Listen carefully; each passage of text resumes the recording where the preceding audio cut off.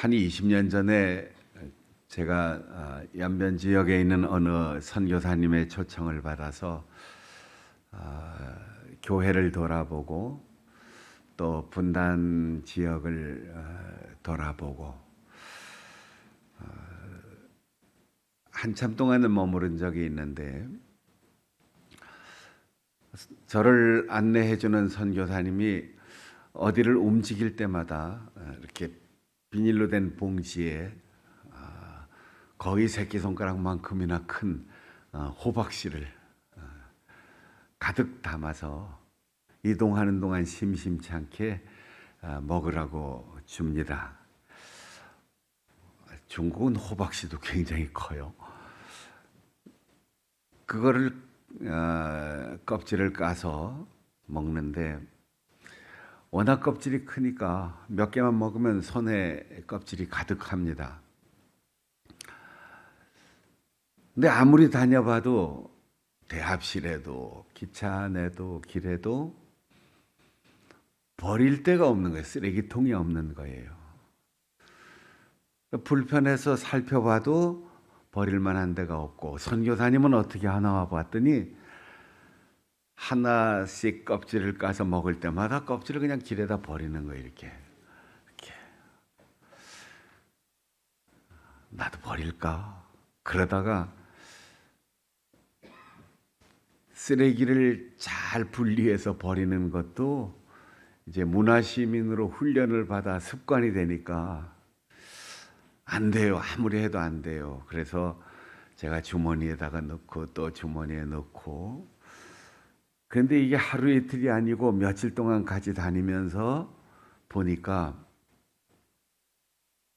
나도 불편하고 선교사님도 자꾸 제 눈치를 보는 거죠. 그래서 며칠 만에 용기를 내서 로마에 가면 로마의 법을 따르라고 했는데, 중국에 왔으니까 중국 사람들처럼 살자. 그리고는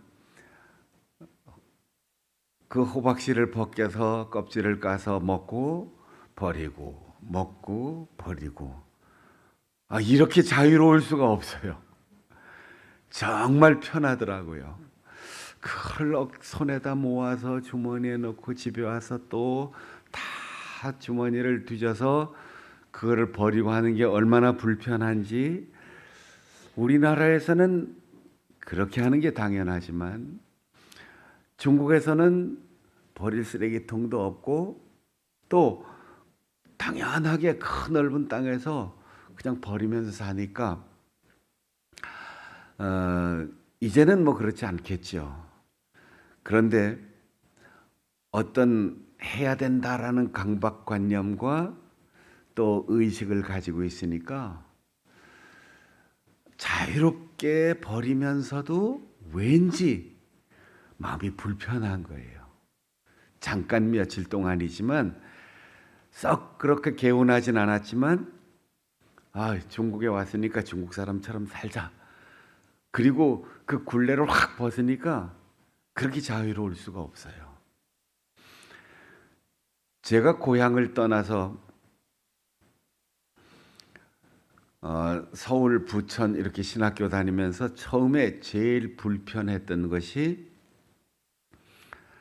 밤 12시만 되면 통금 사이렌이 울리고 벌써 11시만 되면 막 집에 가야 된다고 하는 강박관념에 시달리면서 사는 것이 얼마나 불편한지 몰랐어요.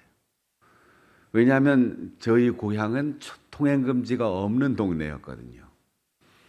시골이라서 없는 게 아니고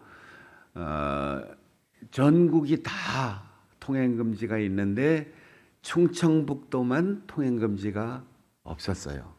바다를 끼지 않은 가장 가운데 내륙이었기 때문에 통행금지가 없는 도, 그걸 전혀 의식하지 않고 20여 년을 살다가 갑자기 통행금지가 있는 곳에 오니까 사회 질서를 위해서는 꼭 지켜야 되는데 그렇게 불편할 수가 없어요. 그러다가 1980년 이후로 통금이 없어지니까 지금은 그런 시절이 있었나 생각되지만 참 불편한 세월을 우리가 살았습니다. 여러분, 우리는 독재국가, 또 사회주의 국가, 왕정국가, 이런 나라들을 주변에서 살펴보면서 우리가 참 굉장히 자유로운 나라에 살고 있다 하면서도 우리가 의식하지 못하는 굴레들이 참 많습니다. 나는 배운 사람이니까, 나는 남자이니까, 나는 성인이니까, 이런 나를 억압하는 것들이 참 많습니다. 사실 우리의 정신 건강을 위해서는 웃어라 이렇게 많이들 강조하지만, 웃으면 면역 기능은 올라가지만 내 속에 있는 마음의 짐들은 사라지지 않아요. 울어야 이게 씻겨 내려가는데, 사람은 울고 웃어야 건강할 수 있어요. 그러나 유교적인 가부장제도 속에서 오랜 역사를 지속해온 우리나라에는 남자는 울면 안 된다. 그래서 어릴 때도 조금 눈물을 보이거나 낙심해 있으면 사내가 말이야, 남자가 말이야, 사나이가 그래서 되겠냐. 남자는 남 보는데도 울지도 못해요. 남자든 여자든 껄껄껄껄 너털 웃음을 웃을 줄 알 때 마음에 힘이 나고, 또 슬픈 일, 괴로운 일이 있으면 그 감정에 충실해서 펑펑 울 수 있어야 정신적으로 건강한데, 그런 의미에서 복음이 이 땅에 들어왔을 때 여자들에게도 해방의 소식이지만 남자들도 마음껏 울 수 있는 장소와 시간이 있어서 교회는 우리 남성들에게도 굉장한 자유를 주었습니다. 이사야 선지자가 이스라엘 나라가 망하고 무너진 그 폐허를 바라보면서도 우리가 왕이 없어서가 아니고, 군대가 없어서가 아니고, 돈이 없어서가 아니고, 땅이 없어서가 아니다. 우리가 진정 자유를 얻지 못하고 매여 사는 까닭은 하나님의 말씀이 율법이 되어 우리를 옥죄고, 하나님이 선택하신 민족이라고 하는 의무감이 오히려 자유로운 소통을 방해하는 억압 속에 살고 있는데, 율법이 하나님의 말씀으로 들려오려면, 하나님이 우리에게 계시해 주신 문자가 살아있는 말씀으로 들려오려면, 그리고 하나님이 우리에게 주신 그 은혜가 무거운 짐이 아니라 은혜와 축복으로 느껴지려면 여호와의 영, 곧 성령이 우리에게 오시면 똑같은 상황, 똑같은 문제 속에서 보는 눈이 달라진다. 진정한 자유를 얻게 된다라고 가르쳐주고 있습니다. 여러분, 우리가 처해 있는 상황이나 나의 상태는 똑같아도 마음에 따라서 세상을 보는 눈이 달라져요.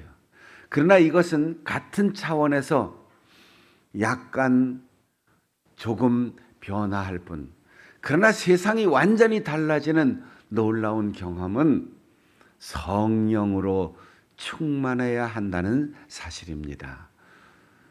주의 영이 내게 임하였으니, 주님께서 성령으로 하나님의 거룩한 영이 내려오셔서 내 안에 충만했다. 이사야 선지자가 이렇게 얘기하면서 왜 나에게 성령을 주셨느냐? 우리는 흔히 성령 받았다, 성령 충만하다, 은혜 받았다, 능력 받았다 그러면 자기 개인의 유익을 위하여 하나님이 주신 은혜의 선물이다라고 생각합니다. 그런데 이사야는 그렇게 생각하지 않았습니다. 여호와의 영이 내게 내리셨으니 여호와께서 나에게 기름을 부으셔서, 기름을 붓는다는 것은 정식으로 하나님께서 그의 직분과 사명을 통하여 하나님의 일을 하기 위해서 임직한다는 뜻이에요. 성령이 아니면 목사라는 이름이 의미가 없어요.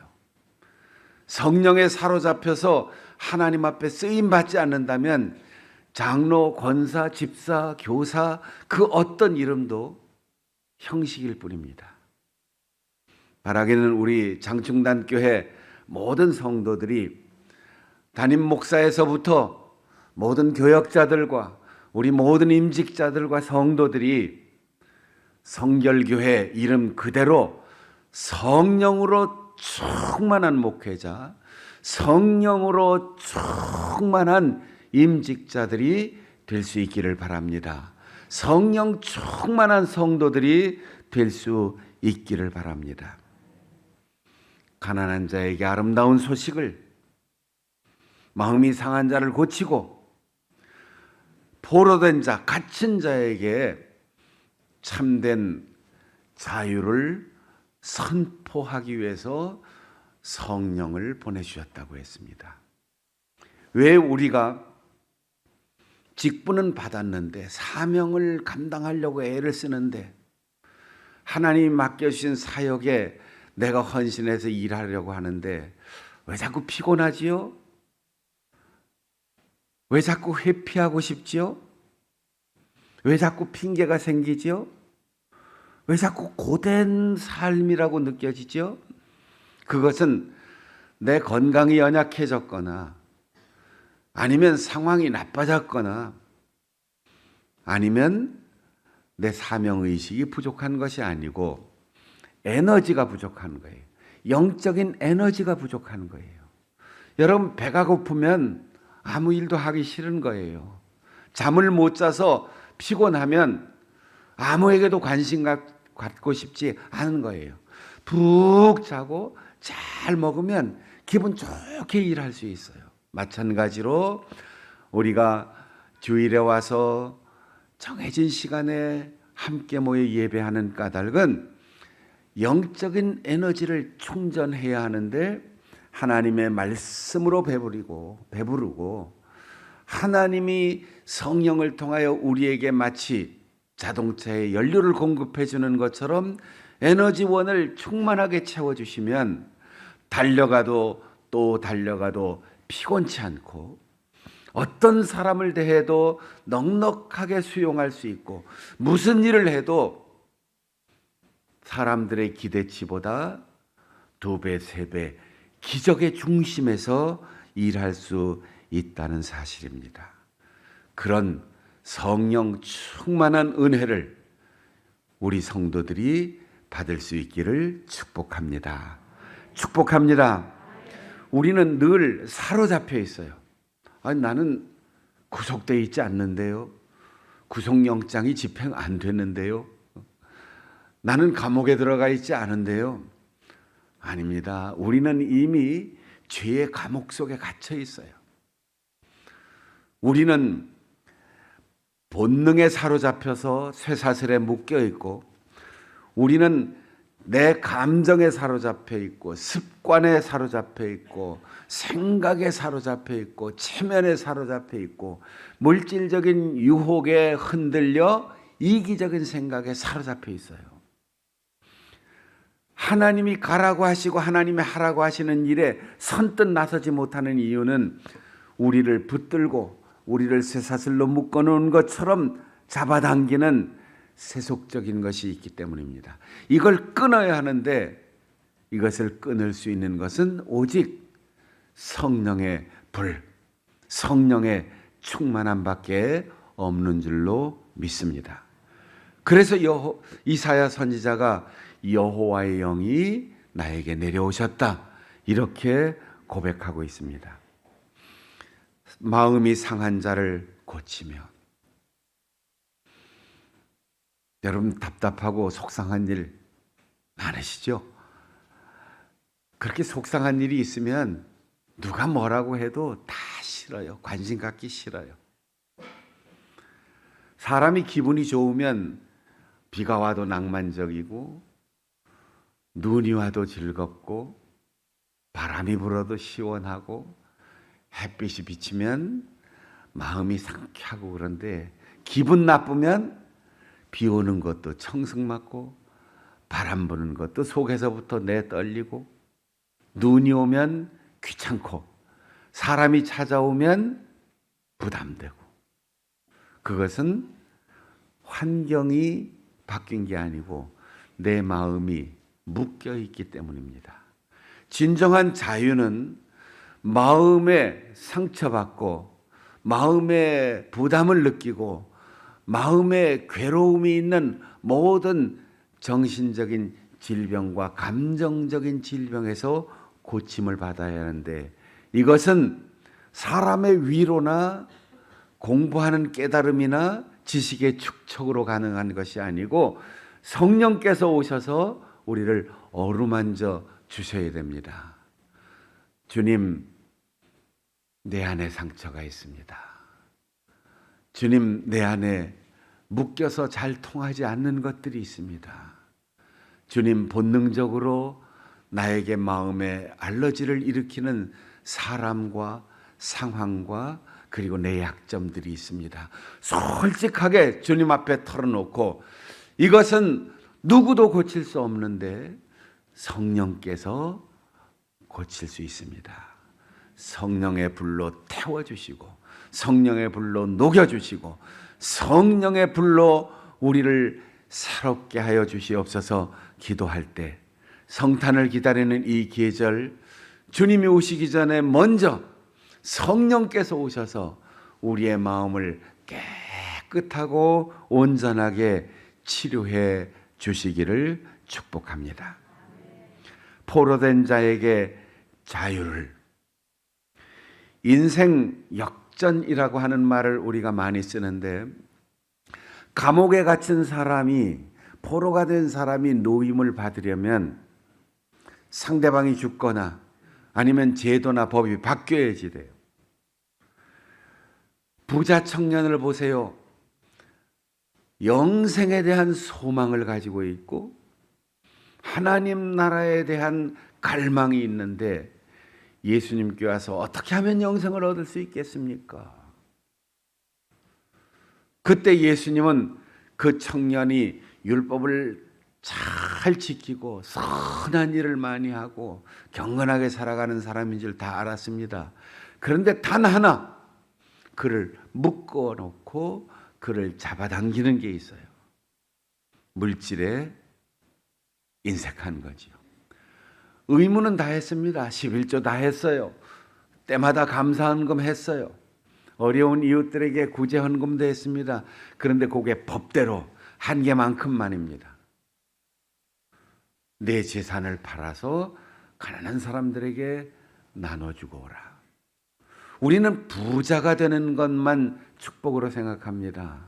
그러나 부자가 되는 것보다 더 중요한 게 있어요. 내가 많이 갖는 게 아니고 내가 많이 나누어 주는 사람이 부자예요. 하나님, 나에게 많은 것을 주시고 큰 것을 주시고 넓은 것을 주십시오.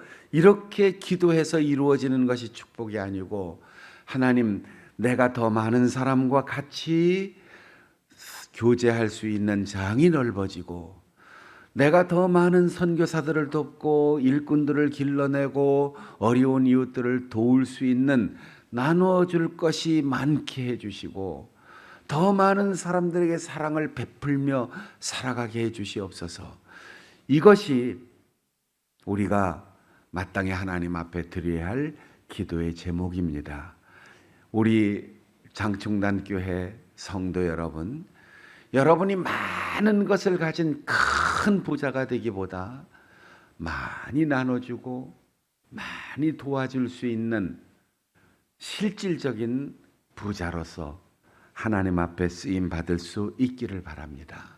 부자 청년은 그 재물의 사슬에 매여서 주님의 앞에 와서 무릎을 꿇었지만 거기서 한 걸음만 더 가까이 가면 주님의 품에 안길 텐데 등을 돌리고 돌아서고 말았습니다.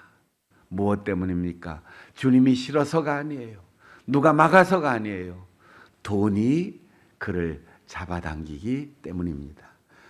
돈이 그를 묶고 있기 때문에 한 걸음도 이 이상 더 나아갈 수가 없었기 때문입니다. 사랑하는 성도 여러분, 여러분을 지금 묶고 있는 것이 무엇입니까? 여러분을 지금 한치 앞으로 더 전진하지 못하게 가로막고 있는 것은 무엇입니까? 인생 역전은 돈에 있는 것이 아니고 복권에 있는 것이 아니고 상황이 바뀌는 것이 아니라 내가 세상을 보는 가치관이 달라지고 하나님이 나에게 주신 건강과 물질과 시간과 영향력과 지혜와 지식을 하나님의 영광을 위하여 사람을 사랑하는 일에 소중히 사용할 수 있는 지혜로 바뀌는 것이 하나님의 은혜인 줄로 믿습니다. 성령이 오시면 4절에 보면 오래 황폐하였던 곳을 다시 쌓을 것이라고 했습니다. 우리의 영혼이 황폐하고 우리의 마음이 거칠어지고 우리의 삶에 희망이 없는 그런 낡고 무너지고 병든 우리의 상황도 성령께서 고쳐주실 것입니다.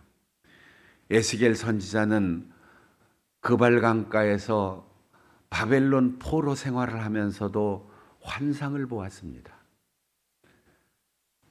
자기의 본토에서 뿌리째로 뽑혀서 바벨론 강가 집단 거주지에서 이민자로서 포로로서 살아가면서 거기에서도 하나님께서 자기들을 돌려보내시고 지금 포로로 남의 나라에서 억압받는 생활을 하는데도 그들을 하나님께서 돌려보내시면 성전 동쪽 문지방 밑에서 솟는 샘물이 시냇물이 되고 강물이 되고 이윽고 바다에 이르러서 죽은 바다를 살리고 모든 죽은 물고기들을 살리는 전 세계를 살리는 생명의 역사를 꿈꾸었습니다.